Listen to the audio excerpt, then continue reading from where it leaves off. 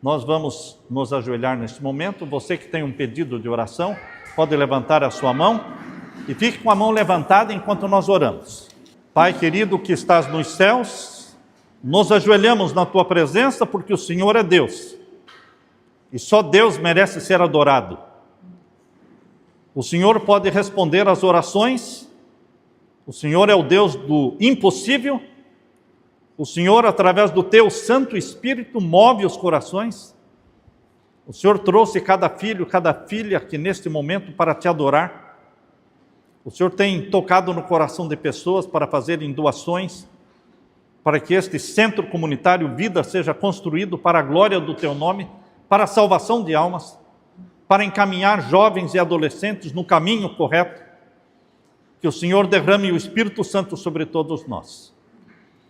Olhe lá do céu, Pai querido, as mãos que estão levantadas neste momento. São mãos que se levantam em busca da tua bênção, demonstrando pela fé que acreditam neste Jesus que morreu, que ressuscitou, que subiu ao céu e que vai voltar.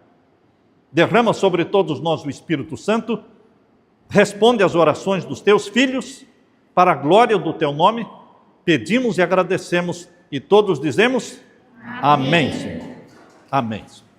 Hoje nós queremos falar com vocês sobre 3 milagres. Este é o sermão dos 3 milagres. Esses 3 milagres estão em Êxodo capítulo 16. Abram a Bíblia, Êxodo, segundo livro da Bíblia, capítulo 16. Vocês sabem que o povo de Israel saiu do Egito. Quando eles saíram do Egito, eles eram uma multidão de mais de 2 milhões de pessoas. Quanto? Mais de 2 milhões de pessoas. Você faz ideia de uma multidão de mais de 2 milhões de pessoas caminhando assim? Milhões, hein?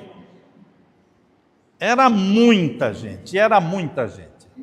Quem estava lá na frente não sabia e não enxergava quem estava atrás, nem dos lados. Era uma multidão saindo. Eram 603.550 homens de 20 anos para cima. A Bíblia diz, em Números, capítulo 1, verso 45, que não vamos ler, mas é Números, capítulo 1, verso 45, 46, ali diz que eram 603.550 homens de 20 anos para cima. E homens de 20 anos para baixo. E as crianças. E as mulheres. Por isso era uma multidão de mais de 2 milhões. Atravessaram o Mar Vermelho em seco. Eles precisavam de água para beber. Um dia sem beber água, naquele deserto, todos morreriam. Deus fazia sair água da rocha. E por onde eles andavam, lá estava a rocha. Se eles iam para cá, se eles iam para lá, lá estava a rocha. Paulo, o apóstolo Paulo, na sua primeira carta aos Coríntios, ele diz, e a rocha era Cristo. Paulo diz, a rocha era Cristo. Cristo estava conduzindo aquele povo, e a rocha era ele. E ele dava água para esse povo, essa multidão beber. Mas, queridos, logo que a comida que eles trouxeram do Egito, porque eles saíram com muita comida do Egito, logo que a comida começou a acabar, eles começaram a ficar com fome e começaram a murmurar. Começaram a reclamar. É muito fácil reclamar, sabiam? É muito fácil reclamar da poeira ou da lama, ou do sol ou da muita chuva. Enfim, quando você tem o hábito de reclamar, você vai ser um reclamão sempre. Isso ofende a Deus. Se está trabalhando, reclama do trabalho. Se está desempregado, reclama porque está desempregado. O reclamão sempre desagrada a Deus, porque Deus não aceita e não tolera murmurador. Murmurador, ou seja, reclamão. Por isso, abram a Bíblia aí, em Êxodo capítulo 16. Vejam aí o capítulo 16, verso 11. Leiam comigo, verso 11. E o Senhor disse a Moisés, tem ouvido as murmurações dos filhos de Israel. Deus ouve as murmurações? Deus nem prestou atenção no que eu falei. Não prestou atenção? Não só prestou atenção, como registrou. Ele registra. Ele anota cada palavra que sai da sua boca. E o que eu penso, ele anota também? Também anota. Cada pensamento. Eu não preciso falar, só pensar. Se eu pensar no mal, é anotado como pecado. Ele anota pensamentos e palavras. Deus ouve as murmurações quando vocês estão reclamando. O Senhor disse a Moisés: tenho ouvido as murmurações dos filhos de Israel. Diga-lhes, ao crepúsculo da tarde, vocês comerão carne, porque eles estavam pedindo carne. Eles estavam lembrando dos panelões de carne do Egito, e estavam falando, Senhor, quem dera a gente voltasse para o Egito, lá tem panelões de carne. Então Jesus, não é? É Cristo, Deus o Filho, que está falando com Moisés. Lembrem-se que esse Deus que fala com Moisés é o Deus Filho. E o Deus Pai? Deus Pai nunca apareceu. Sempre o Deus que se comunica com o ser humano é o Filho. No Antigo Testamento, Deus Filho. No Novo Testamento, o Deus Filho chamado Jesus. No Antigo Testamento, o Deus Filho não era chamado Jesus, mas era Deus Filho. Tá certo? Sempre é Ele que liga o céu e a terra. Ele é o que liga o céu e a terra. E aqui ele disse, ao crepúsculo da tarde vocês comerão carne. E pela manhã vocês comerão o quê? Pão. À vontade. Pão à vontade. No deserto, sem padaria, sem armazém para comprar, sem sacos de trigo, sem nada, e vão comer carne, e vão comer pão à vontade. Olha, meu querido irmão, quando é Deus que fala, não duvide de nada, viu? Quando Deus fala, não duvide, porque Deus fala e Ele faz. Pela manhã vocês comerão pão à vontade e saberão que eu sou o Senhor seu Deus. Você já provou Deus? Deus quer que você prove Ele. Vocês sabem que Deus gosta quando a gente prova Ele? Senhor, o Senhor é Deus. O Senhor disse que o Senhor é Deus, o Senhor pode todas as coisas. Então, eu vou pedir uma coisa. Eu vou fazer um pedido. E você faz. Prove Deus. Os ateus, que não creem que Deus existe, Deus gosta quando eles dizem assim, se Deus existe, se o Senhor existe, então faça tal coisa. Deus faz. E a pessoa diz, Deus existe. Eu já tive 2 experiências com 2 ateus, que não criam em Deus, e eu disse, prove Deus. Faça de conta que Deus existe e fale com Ele. E peça alguma coisa.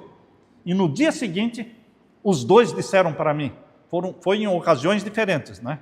Um foi nos Estados Unidos e outro foi aqui na Bahia. Foram 2 ocasiões diferentes. Mas no dia seguinte, os 2 disseram, Deus existe. E eram ateus. Não eram mais. Então, meus queridos, aqui diz, e saberão que eu sou o quê? O Senhor seu Deus. Por isso, quando disserem para vocês, como é que fizeram isso? Há 7, 8 meses atrás, passei lá em frente naquele lugar, não tinha nada. Era mata. E agora está lá um prédio construído, uma quadra. Queridos, Deus provou que Ele é Deus. Verso 13. À tarde apareceram codornizes e cobriram o arraial. Como é que Deus trouxe carne para o povo, para aquela multidão de mais de 2 milhões de homens e mulheres? Trouxe codornizes, vieram voando, os codornizes vieram voando, não sei da onde. Não sei da onde vieram voando, não foram 2, 3 ou 1.000 codornizes, não. Codornizes para uma multidão de mais de 2 milhões de homens e mulheres, e vieram voando aqueles bandos, aquele enxame de codornizes. Vieram e o quê? Caíram no arraial, no acampamento. Caíram, não mataram. Não foi atirando, não. Elas caíram no arraial. forrou. A areia ficou forrada de codornizes em altura assim de quase meio metro em todo o deserto. E eles foram só recolhendo. É o que diz aqui, olha. À tarde apareceram codornizes e cobriram o arraial. E pela manhã havia orvalho ao redor do arraial. Orvalho acontece onde tem chuva, não é? Quando tem chuva, você acorda, a grama está molhada, né? Do orvalho. Mas no deserto, que não tem chuva, mas tinha o quê? Orvalho. No deserto, na areia, orvalho na areia. E quando o orvalho que havia caído se evaporou, na superfície do deserto, ficou o quê? Restava o quê? Uma coisa fina, semelhante a escamas. É como se fosse uma farinha fina, como se fosse uma farinha de trigo, fina, que diz, olha, uma coisa fina, semelhante a escamas, fina como geada sobre a terra. Quando os filhos de Israel viram aquilo, perguntaram uns aos outros: o que é isso? Leiam na Bíblia, olhem na Bíblia. Pois não sabiam o que era. Moisés respondeu: isso é o pão que o Senhor dá a vocês para comerem. Colham essa farinha. Vocês vão cozinhar, vão assar, vão fazer pão, vão fazer tudo com esta farinha. Isto é o que o Senhor ordenou. Estou lendo o verso 16. Que cada um recolha o que se consegue comer. 2 litros por cabeça. Era bastante, né? 2 litros por cabeça, por pessoa. Segundo o número de pessoas, cada um pegará para todos os que vivem em sua tenda. Verso 17. Assim o fizeram os filhos de Israel e recolheram uns mais, outros menos, de acordo com o tamanho da família, não é? Conforme a medida fixada. E não sobrava para quem havia recolhido muito, e nem faltava para quem havia recolhido pouco, pois cada um recolhia quanto conseguia comer. Estão lendo comigo? Então Moisés disse: ninguém deixe nada para a manhã seguinte. Você sabe que o ser humano, ele é rebelde. Se você coloca alguma coisa em cima da mesa e diz para o seu filho: não mexa aqui, você pode comer os outros, mas não come isso aqui. Pronto. A criança não vai sair dali, ele vai ficar, ele está obcecado por aquilo, entende? E Deus disse o quê? Ninguém deixe nada para a manhã seguinte. O que eles fizeram? Verso 20. Eles, porém, não deram ouvidos a Moisés, e alguns deixaram o maná para a manhã seguinte, mas deu bichos e cheirava mal. Ninguém aguentava o mau cheiro, porque desobedeceram. Não podia deixar de um dia para o outro. Criava bicho e cheirava mal. E Moisés se indignou contra eles. Colhiam-no, pois manhã após manhã, cada um quanto conseguia comer, porque vindo o calor do sol, o maná se derretia. Tinha que colher antes do sol esquentar. Não tinha ninguém de ficar dormindo até tarde e depois vai colher, não. Quem ficava dormindo até tarde e ia colher não tinha mais. Tinha que levantar cedo, antes do sol aquecer, porque com o sol o maná se derretia.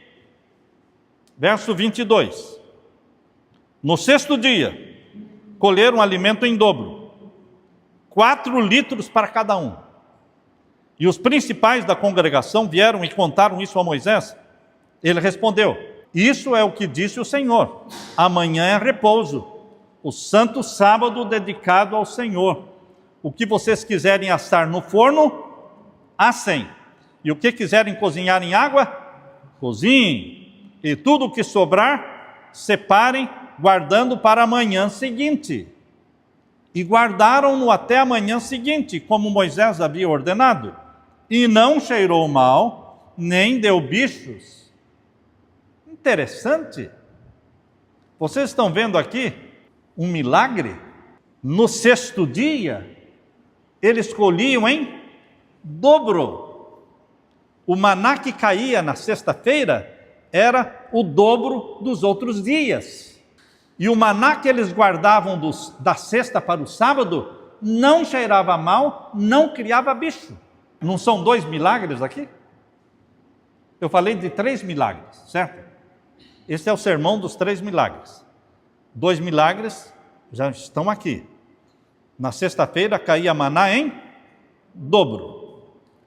O que eles guardavam da sexta para o sábado não criava bicho e não cheirava mal. Qual o terceiro milagre? Sábado não caía. Dava para saber qual era o sábado? Dava para saber qual era o 7º dia da semana, ou qual era o sábado?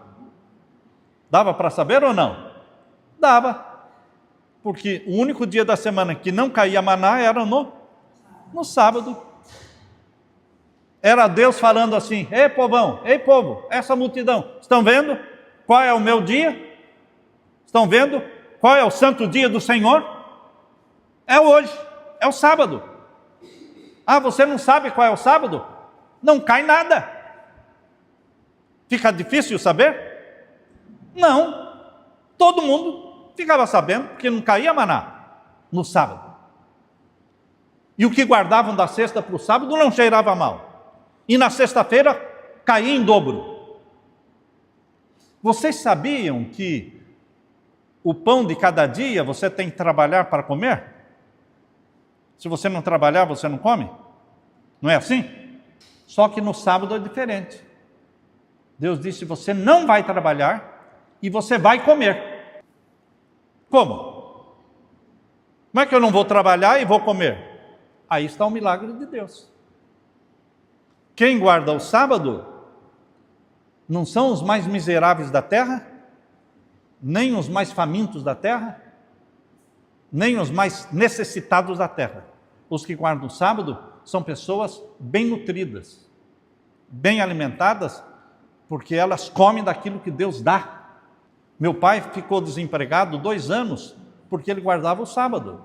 Ele tinha 7 irmãs, as 7 irmãs católicas, ele o único homem e único adventista, e eles diziam: sua família vai passar fome, porque você não consegue emprego, porque você quer guardar o sábado, e você não acha emprego para guardar o sábado, sua família vai passar fome.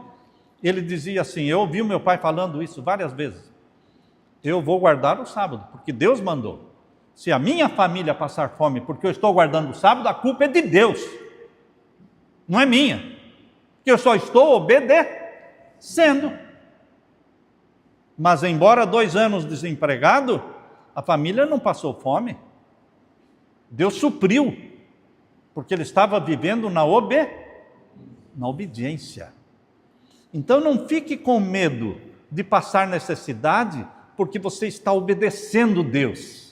A obediência a Deus não traz miséria, a obediência a Deus não traz carência, a obediência a Deus traz bênçãos. Aqui está a prova. Vejam, o verso 24. Guardaram-no até a manhã seguinte, como Moisés havia ordenado, não cheirou mal, nem deu bichos. Então Moisés disse: comam isto hoje, pois hoje é o sábado dedicado ao Senhor. Hoje vocês não encontrarão nada no campo. 6 dias vocês o recolherão, mas o 7º dia é o sábado, nele não haverá nada para recolher. Será que o povo entendeu? Depois de todos esses milagres, 3 milagres, e Deus falando e Moisés falando, será que o povo entendeu? Não. Você já percebeu que é difícil o povo entender? São poucos que entendem. Qual é a prova de que poucos entendem? Porque muitos estão trabalhando hoje e poucos estão adorando. Aí está a prova de que muitos não entendem e poucos entendem. Sempre foi assim e sempre vai ser assim até Jesus voltar. Os poucos que entendem vão para o céu com Jesus, e os muitos que não entendem e não querem entender, ficam. Porque uns serão levados, outros deixados. Já pensou se Deus leva para o céu pessoas que não respeitam o dia dele, sétimo dia? O que eles vão fazer sábado lá no céu? Vão inventar coisa para fazer. E Deus não quer que invente nada. Deus no sábado quer ser adorado. Adoração. Não é para fazer mais nada. É adorar a Deus, dedicar tempo para Deus e para a família. Vejam aqui agora o verso 27. No sétimo dia, algumas pessoas, vejam aí, no sétimo dia, algumas pessoas saíram para colher. Ora, meu Senhor, depois de tudo isso que aconteceu, alguns saíram recolher maná no sétimo dia. É como você saindo trabalhar no sétimo dia. Você saindo trabalhar no sétimo dia, você está fazendo o que eles faziam aqui. No sétimo dia, alguns foram trabalhar, foram colher maná. Quando Deus disse, não saiam, porque não vai ter. Eu já não dei em dobro ontem para você? Deu. Então, por que você tem que sair buscar hoje, se eu dei em dobro ontem? A comida que você vai comer no sábado não é fruto do seu suor, do suor do teu rosto, não é fruto do teu trabalho. A comida que você come no sábado é a comida que Deus deu na sexta. Sexta-feira é dia que a gente cozinha e é dia que a gente assa o que tem que ser assado. No sábado nós não assamos nada, não cozinhamos nada. Sexta-feira é o dia da preparação. É o dia da preparação. É o dia que a casa fica toda limpinha. A Rosângela, que trabalha lá com a Leila, ela já sabe de tudo. Porque é o dia que se trabalha mais que qualquer outro dia. Porque prepara tudo para dois dias, para sexta e para sábado.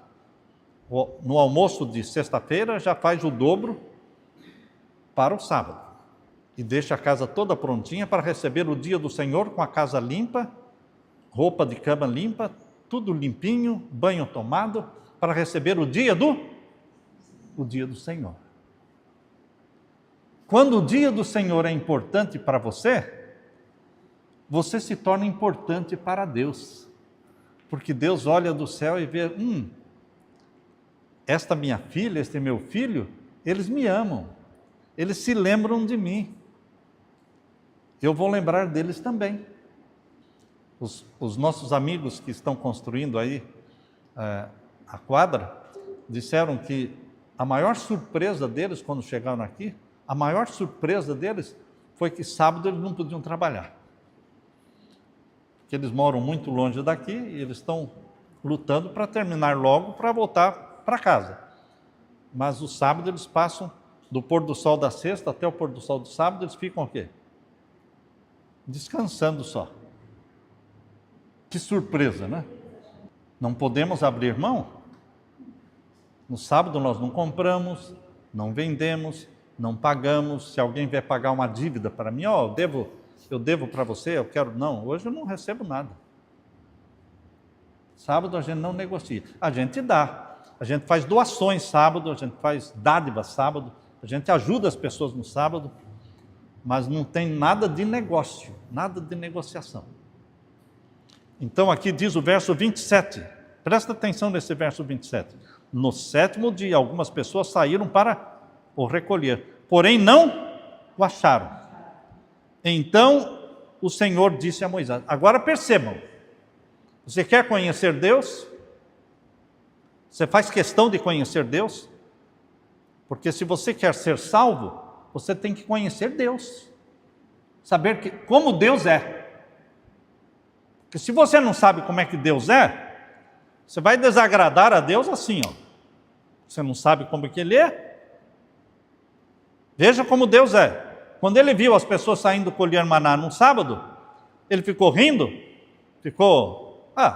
deixa para lá. São teimosos mesmo? Não. Veja o que ele falou para Moisés. Finalzinho do verso 27. Até quando vocês se recusarão a guardar os meus mandamentos e as minhas leis? Deus falou duro ou não falou duro? Até quando? Essa expressão até quando significa o quê? Como é que você, mãe, você, Railene, se lá na sua casa você chega para o seu filho e fala, até quando você vai continuar fazendo isso? Isso é uma coisa boa ou ruim? Você está o quê? Zangada, né? Até quando? Vou ter que aguentar isso. Eu já não falei para você isso? Não falei, já não expliquei. Até quando eu vou ter que ficar explicando?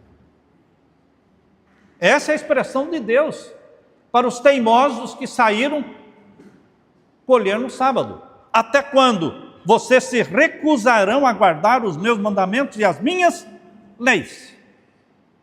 Se a pessoa não quer ser filho de Deus, tudo bem, vá, siga a sua vida do jeito que você quiser e não guarde dia nenhum, ou guarde qualquer outro dia. Se você não se importa com Deus mesmo, você não é filho de Deus, não é filha de Deus, você não quer o céu, então está tudo bem, você está perdido mesmo, não vai para o céu. Mas para com aqueles que se chamam povo de Deus, aqueles que se chamam filhos e filhas de Deus, Deus se importa com eles. Você não se importa com os filhos do vizinho, você não tem nada a ver com os filhos do vizinho, certo? Você pode até olhar e ver o filho do vizinho fazendo coisa errada, mas você não é o pai, não é a mãe. Então você não concorda, mas você fica quieto. Agora, se é o seu filho que está fazendo, você não pode lavar as mãos, você tem que chamar a sua filha, o seu filho e repreender. Até quando você vai fazer isso? Por que você fez aquilo? Quando eu ensinei você a fazer diferente. Então, com os que são filhos de Deus, meu irmão, minha irmã, Deus age diferente, porque você é filho, você não é um órfão, você não é uma pessoa abandonada que está no mundo, você é filho de Deus. E Deus está preparando você para ir para a casa dele, para o céu. Na casa do meu pai há muitas moradas. Então, meus queridos, Deus quer dos seus filhos e filhas obediência. Existe lei na casa do pai. Presta atenção. Existe lei na casa do pai. Você não entra a hora que quer. Você não leva qualquer mulher para dentro da casa do seu pai, lá para o seu quarto. Existe lei. Porque a casa do pai que não tem lei vira uma bagunça. Os pais se perdem com os filhos. Na Bíblia tem um exemplo de um pai que, além de pai, ele era sacerdote. Olha só, ele era sacerdote ungido de Deus. Infelizmente, ele está perdido, junto com os dois filhos que ele tinha, chamados Ofni e Finéias. O nome do pai era Eli. Ofni e Finéias traziam mulheres para dormir na porta da igreja, deitavam com as mulheres na porta da igreja, transavam com as mulheres na porta da igreja. E o pai, o sacerdote Eli, estava sabendo do que estava acontecendo e não fazia nada. Deus chamou o profeta Samuel, que era um menino. Samuel era um menino que morava no templo. Essa já é outra história de Samuel, né? Mas Deus falou com Samuel e disse, vai e fala para o Eli. E o Eli falou, Deus falou com você? Falou. E o que ele falou? O que ele falou é que você dá mais preferência para os seus filhos do que para Deus. Você ama mais os seus filhos do que ama a Deus. Seus dois filhos vão morrer no mesmo dia. O que Deus não falou para Samuel, e por isso Samuel não falou para Eli, é que Eli também ia morrer no mesmo dia. Então, no mesmo dia morreram Ofni, Finéias e Eli. Queridos, se o pai não tem lei na casa, ele se perde com os filhos. Você já ouviu pais dizendo assim, eu prefiro que o meu filho peque dentro de casa do que peque lá fora. Você está louco. Se o seu filho quer pecar, que ele vai pecar longe dos seus olhos, você nem fica sabendo. Aí você não tem culpa. Mas se ele peca dentro da sua casa, debaixo do seu nariz, debaixo dos seus olhos, você é cúmplice. Você é cúmplice. Você vai ser julgado da mesma forma. Então, queridos, Deus tem leis para os seus filhos, não para os ímpios. Para que serve a lei de Deus, os 10 mandamentos, para o ímpio? Para nada, só para condená-los. Mas para que serve a lei de Deus para quem é filho e filha de Deus? É muito importante, porque são os mandamentos do meu Pai. Você honra o seu pai. Eu vejo como filhos aqui honram seus pais, amam os seus pais, zelam pelos seus pais. E queridos, nosso Pai Celestial precisa ser amado, honrado. Sua lei precisa ser obedecida. Por isso está aqui, olha, verso 27.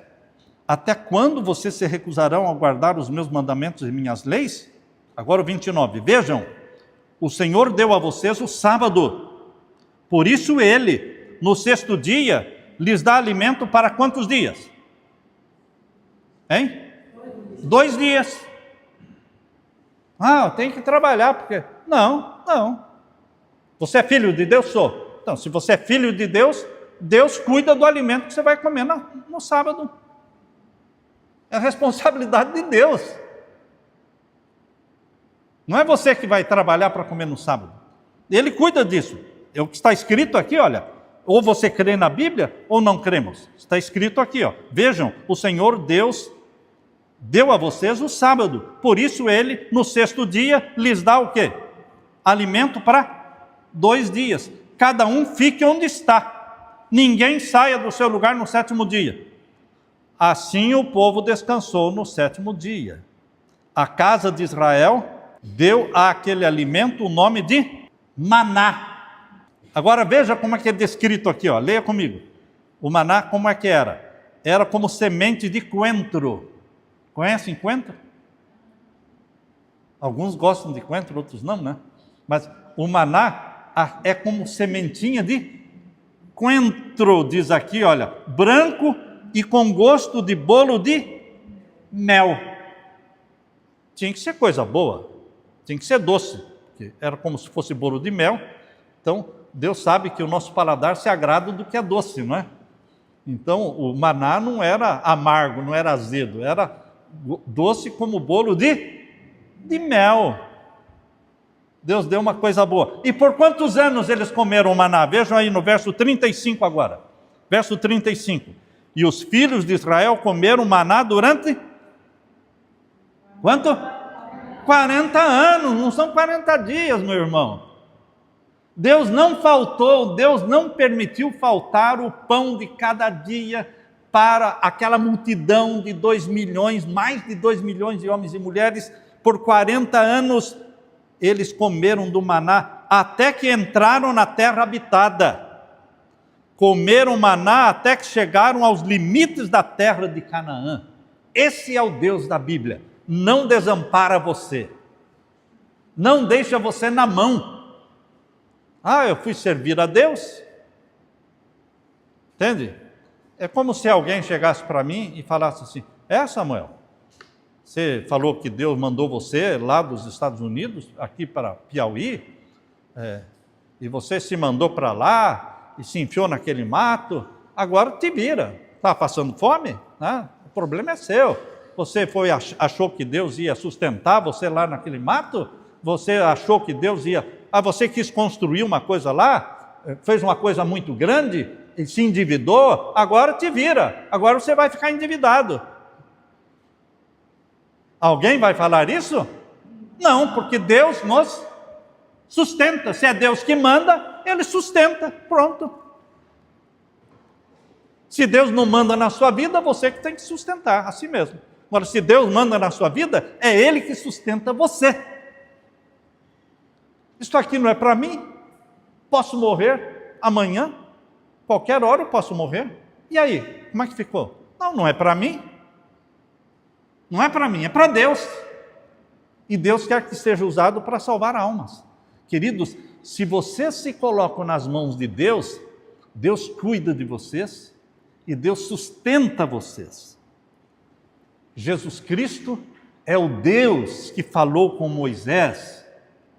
Aqui é Jesus antes da encarnação. Jesus antes de nascer da Virgem Maria, ele tinha somente a forma divina. quando ele assumiu a forma humana, nasceu de Maria e recebeu o nome de Jesus, ele também guardava o sábado. Lucas 4, abra sua Bíblia agora em Lucas capítulo 4. Lucas capítulo 4, verso 15 e 16. Lucas capítulo 4, imaginem, se o Deus que escreveu os 10 mandamentos, imaginem se esse Deus que escreveu os 10 mandamentos, se ele não ia guardar o sábado. Que dia Deus guardou lá no Jardim do Éden, antes de existir pecado, hein? A gente vai ler daqui a pouco. A gente vai ler. Se lá no Jardim do Éden, antes de existir pecado, no 7º dia Deus abençoou, descansou.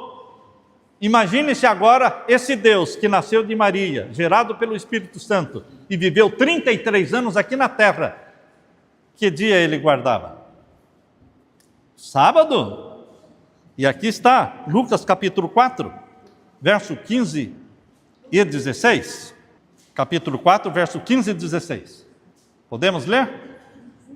Leiam comigo. E ensinava nas sinagogas. O que é sinagoga? Igreja. Ensinava nas sinagogas, sendo elogiado por todos. Falando de quem? De Jesus. Era elogiado por todos. Verso 16. Jesus foi para Nazaré. O que era Nazaré? Nasceu em Belém, mas se criou em Nazaré. Ele foi para Nazaré, onde havia sido criado. Num sábado, como ele não guardava os mandamentos de Deus, ele foi pescar. Ah, não? Ah, não está escrito isso aí, né? Então vamos ler direito aqui. Num sábado, entrou na sinagoga, segundo o seu costume. Alguém pode dizer assim, não, ele entrou na sinagoga porque a porta estava aberta e ele entrou. Não, irmão, ele não entrou na sinagoga no sábado porque a porta estava aberta. Ele entrou na sinagoga num dia de sábado porque era o seu costume. O que você entende pela palavra costume? Costume você faz uma vez no ano? Não. Costume você faz o quê? Sempre. Eu tenho o costume de acordar às 4 da manhã, 3h30. Não adianta, eu posso ter, entende? Posso dormir até, mas não adianta. Eu acordo nessa hora, 3h30, 4 da manhã. Até queria dormir mais, mas é o costume. Então, o costume de Jesus era aquilo que ele fazia sempre. Quem que deu esse costume para Jesus, hein? Ele tinha mãe, não tinha? Ele tinha mãe, Maria. Quem que ensinou Jesus todos os sábados a ir à sinagoga? Maria. Ela ensinou Jesus a ler na Bíblia. Ele não frequentava a escola dos rabinos. Ele aprendeu a ler e a escrever com Maria. Foi a professora dele. E ele ia à igreja nos sábados porque era o costume que ele trouxe da infância. Veja a beleza, irmãos. Não ia qualquer dia. Ia no sábado, segundo o seu costume. E o que mais? Levantou-se para ler. Então lhe deram um livro do profeta Isaías. E abrindo o livro, achou o lugar onde está escrito: o Espírito do Senhor está sobre mim, porque Ele me ungiu para evangelizar os pobres, enviou-me para proclamar libertação aos cativos e restauração da vista aos cegos, para pôr em liberdade os oprimidos e proclamar o ano aceitável do Senhor. E tendo fechado o livro, Jesus o devolveu ao assistente, sentou-se. E todos na sinagoga tinham os olhos fixos nele. Então Jesus começou a dizer: hoje se cumpriu a escritura que vocês acabaram de ouvir. Ele leu uma profecia sobre ele e disse: hoje se cumpriu esta profecia. Queridos, todos os sábados Jesus estava onde? Na sinagoga. Se Jesus estivesse passeando hoje aqui por esse lugar aqui, a multidão seguindo Jesus. Quarta, quinta, sexta, onde ele ia, todo mundo ia atrás dele. E quando chegasse no sábado, ele ia para onde? Quando chegasse sábado, ele ia para onde? Aqui, ó. Ele vinha para cá, ó. Ele podia passar a segunda, terça, quarta andando, visitando, mas no dia de sábado ele estaria onde? Aqui. Não em qualquer igreja, na igreja que guarda o sábado. Não é simples isso? Eu gostaria de andar sempre com Jesus. Então vá onde ele vai. Esteja onde ele quer que você esteja. Porque no novo céu e na nova terra, que nós vamos adorar a Deus de sábado em sábado. Na nova terra? Sim, na nova terra. Último verso que eu quero ler para vocês, Isaías 66. Isaías 66, profeta Isaías. Esse é o último verso que eu quero ler para vocês, porque são muitos versos que falam, e nós não temos tempo para ler todos. Mas aqui diz Isaías 66, o verso 22 e 23. Você pode ouvir as pessoas dizerem assim: a igreja adventista, eles ensinam a salvação pela lei. Não existe salvação pela lei. A salvação é unicamente através de Jesus. Só que existem aqueles que são salvos por Jesus e se tornam obedientes a Jesus. Isso. Guardar os mandamentos de Deus não é tentar se salvar pela lei, é ser obediente ao meu Salvador. Ele me salvou, o que eu posso fazer? Obedecê-lo, com alegria, com prazer no coração. Não é tentando comprar a salvação, não. A salvação ele já me deu de graça. Está certo ou errado? A salvação ele já me deu de graça, pelo sangue dele. E o que eu posso fazer? Amá-lo, obedecê-lo. E na nova terra, veja, na nova terra, Isaías 66, todos acharam? Verso 22 e 23, vamos ler. Porque assim como os novos céus e a nova terra, que hei de fazer, estarão diante de mim, diz o Senhor, assim também estão diante de mim a posteridade e o nome de vocês, de uma festa da lua nova a outra, e de um sábado a outro, toda a humanidade virá adorar diante de mim, diz o Senhor. Estão vendo que na nova terra nós vamos ter uma reunião mensal, que será no dia da lua nova, e uma reunião semanal, que será de sábado em sábado, adorando o nosso Deus, Criador e Salvador. Amém? Amém. O meu apelo para você, meu irmão, vamos começar o ano de 2026. O primeiro sábado de 2026, vai ser o sábado que vem, certo? Vai ser dia 3, não é? Dia 3 de janeiro. Vamos colocar no nosso coração o propósito de começar o ano 2026 com vida nova, guardando o quê? O sábado. Para me salvar, não, porque já estou salvo. Você que está em Jesus já está salvo, mas para mostrar que nós amamos a Deus e queremos ser obedientes. E Deus tem bênçãos especiais para você. Quero ver a mão de todos os que querem fazer esse desafio a Deus. Aleluia. Vamos orar, vamos orar. Pai querido que estás nos céus, queremos em nome de Jesus, pelo poder de Jesus, nós queremos começar o ano de 2026 obedientes ao Senhor.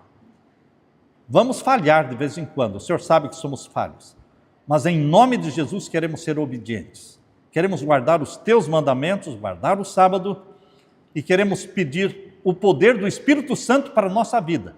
Quando nós cairmos, que o Senhor nos levante.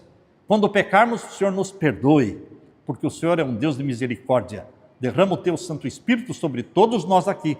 Em nome de Jesus pedimos e todos dizemos amém. Amém.